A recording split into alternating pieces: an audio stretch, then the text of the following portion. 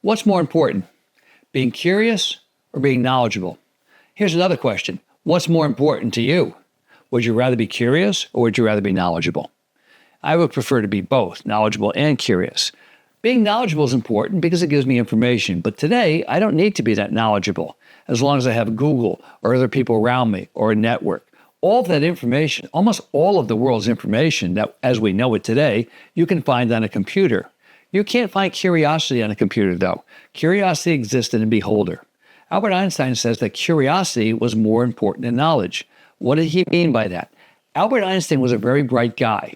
Unbeknownst to a lot of people, he was a brilliant mathematician, although they said he was a bad student. He wasn't a bad student.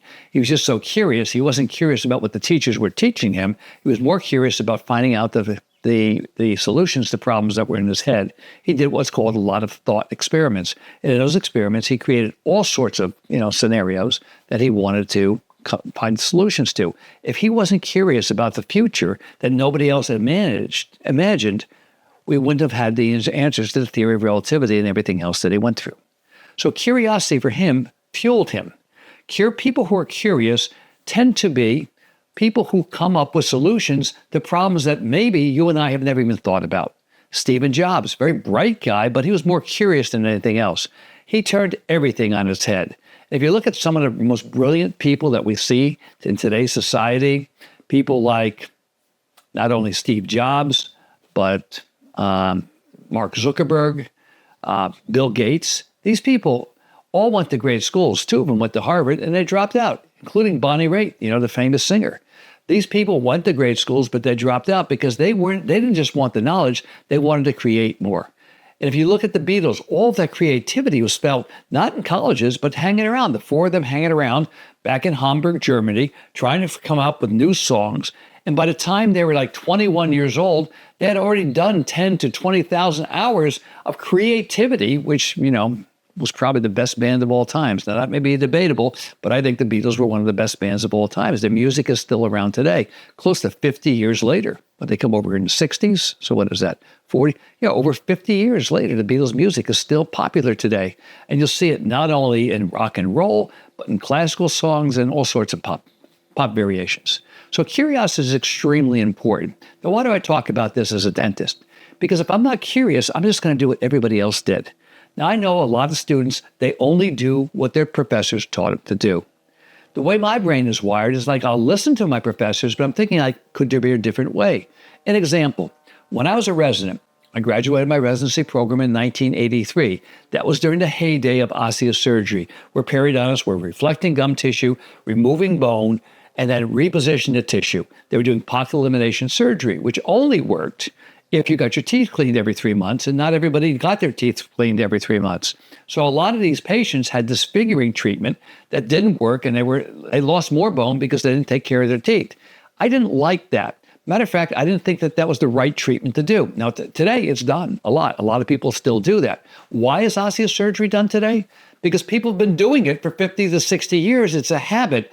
That's the knowledge base of periodontists today. In my opinion, I think we overtreat by doing that. Today we have other types of treatments. We have non-surgical therapy. We have laser-assisted therapy. We have palatal approaches. We have MIST procedures, the minimally invasive surgical procedures that will just look at one area. That is a change. That's a change that only came by certain people's creativity. So I like to always think, what is possible? Now, if I'm going to think what's possible, that means I'm going to have to work sometimes a little bit harder. I'm not going to accept what everybody else has told me.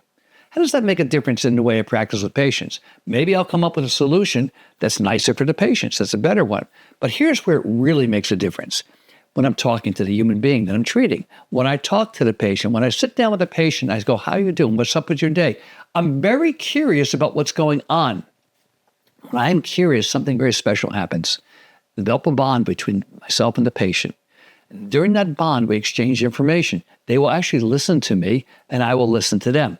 They're not going to understand everything I have to say, but at least there's an opportunity to exchange information. When I come to a patient from a knowledge-based place, like this is the information, this is what you can do, and I hear patients tell me about this all the time. I'm going to have this knee replaced. I'm going to have this done. I got to trust my doctor. I didn't really like him, but he seems really smart. He seems knowledgeable, and I'm going to go through this procedure. That's very different than I'm going to go through this procedure with the doctor, but we're going to try something conservative first. We're going to try some physical therapy or some PRP or some stem cell therapy. And I'm going to try to do something that will avoid surgery. And if that doesn't work, he's going to give me a few options. That's a completely different conversation. That requires the doctor to take some time to be curious as where that patient is coming from.